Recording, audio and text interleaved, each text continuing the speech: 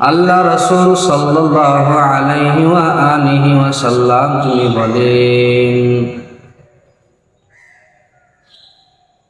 মান তামাসসাকা বিসুন্নতি ইনদা ফাসাদি উম্মতি ফালাহু আজরু মিয়াতি শাহীদ আও কামা ক্বালা আলাইহিস সালাতু ওয়াস সালাম।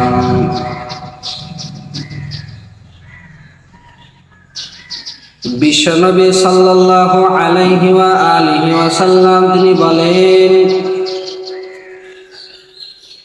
এমন একটা জামানা আসবে যে জামানাটা ফিতনা ফাসাদের জামানা, যে জামানায় মানুষেরা পথ হারা হয়ে যাবে, যেটা ফিতনা ফাসাদের জামানা বলা হবে। সেই জামানায় যদি আমার কোনো উম্মত আমাকে ভালোবেসে মুহাব্বত করে আমার একটা মরা সুন্নাতকে জিন্দা করতে পারে, তাহলে আমি আল্লাহ রাসূল সাল্লাল্লাহু আলাইহি ওয়াসাল্লাম আল্লাহ রাব্বুল আলামিনের কাছে বলবো। এবং আল্লাহ রাব্বুল আলামিনের সম্পর্কে বলেছেন, দুনিয়াতে যে বান্দা আমার মাহবুবের, আমার হাবিবের একটি মরা সুন্নাতকে জিন্দা করবে, আমি আল্লাহ তাকে 100 শহীদের মর্যাদা দান করব। সুবহানাল্লাহ। 100 শহীদের মর্যাদা দান করবে আল্লাহ পাক। আল্লাহ পাক তিনি বলেন, দুনিয়াতে যে বান্দা আমার নবীর একটা সুন্নাতকে জিন্দা করবে। সুন্নাত কেমন সুন্নাত জিন্দা করবে? দুনিয়াতে আমরা যে সুন্নাতগুলো সচরাচর দেখতে পাই, যেটা কঠিন নয়, আমাদের লম্বা পোশাক পরা নবীর তরিকায় এটা সুন্নাত, কিন্তু এটা পড়লে কোনো অসুবিধা নাই, আমরা এটা সচরাচর সবাই দেখি, মাঝে মাঝে করি। আমাদের দাড়ি রাখা সুন্নাত, দাড়ি রাখাটাও আমাদের মাঝে আছে, দাড়ি রাখি। দুনিয়াতে আমাদের মাঝে অনেক জায়গাতে দেখতে পাই মানুষেরা সব সময় মাথায় টুপি করে ঘোরাঘুরি করে। আলেম সাহেবেরা, উলামা ইকরাম যারা আছে, তারা তো এই সুন্নাতটা আলহামদুলিল্লাহ মানে, কিন্তু এমন কিছু সুন্নাত যে পরিবারের ভিতরে নাই। কি সুন্নাত? একটা পরিবার আপনারা আছেন, আপনাদের পরিবারের ভিতরে কোনো সুন্নাতি জিন্দা নাই। যেমন ধরে নেন, আপনারা বাড়িতে দস্তরখান বিছান না, খানা খাওয়ার আগে দোয়া পড়েন না। দুনিয়াতে আপনারা খানা খান বাড়িতে বসে, কিন্তু দস্তরখান বিছান না। আল্লাহ রাব্বুল আলামিনের নবীর সুন্নাত আপনাদের বাড়ি জিন্দা নাই। এই সুন্নাতটা কিন্তু আপনার জন্য জিন্দা করা খুবই কঠিন ব্যাপার হবে, ঠিক না? খুবই কঠিন ব্যাপার হবে। তাই এই সুন্নাত যদি আপনি বাড়িতে জিন্দা করতে পারেন, আপনার বাড়িতে আপনার জন্য এটা কঠিন, কিন্তু যার বাড়িতে এটা রেগুলারই হয় তার জন্য কঠিন না, তার জন্য অন্য হাদিস আছে, অন্য সুন্নাত আছে। এই সুন্নাতওয়ালারা ভালো করে শুনে নেন, দুনিয়ার জমিনে যারা মাথায় টুপি পরে চলে, তাদের একটা সুন্নাত জিন্দা করা আছে।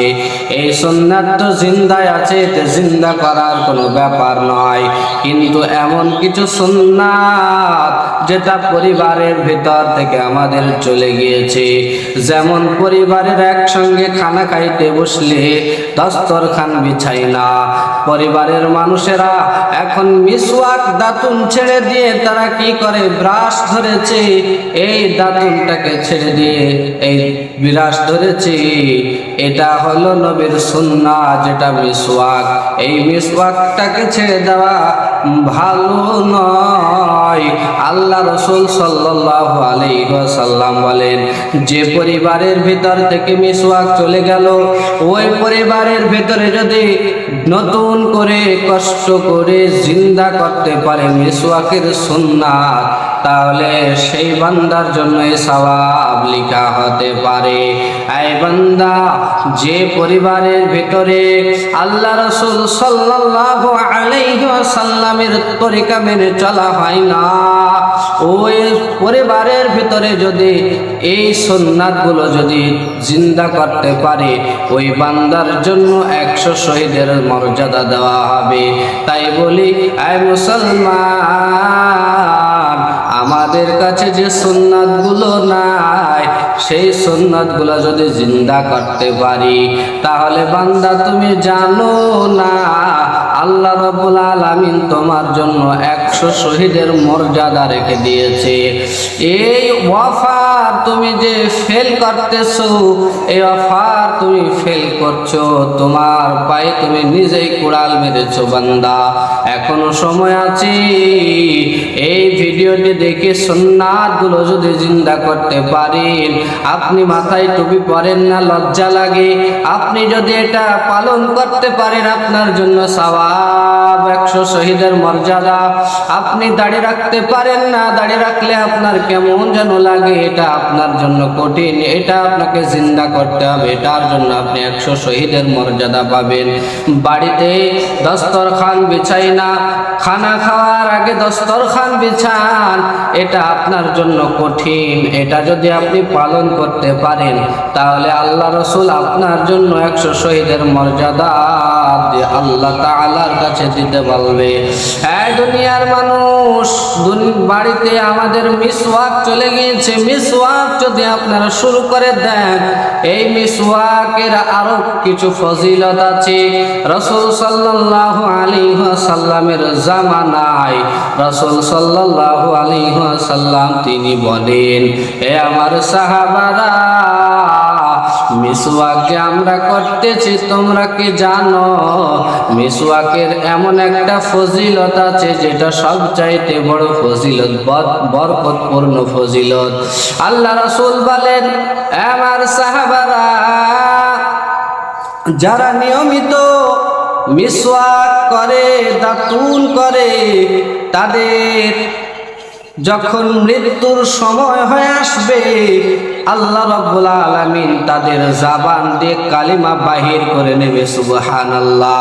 আর যে বান্দা কালিমা পড়বে, ওই বান্দা কোনো হিসাব ছাড়াই জান্নাতে চলে যাবে।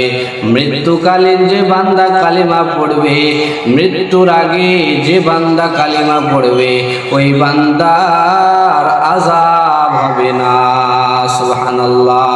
তাই ইনশাআল্লাহ আমরা সুন্নাতগুলোকে জিন্দা করব। আল্লাহ রাব্বুল আলামিন আমাদেরকে তৌফিক দান করুন, বলে আমিন। আসসালামু আলাইকুম।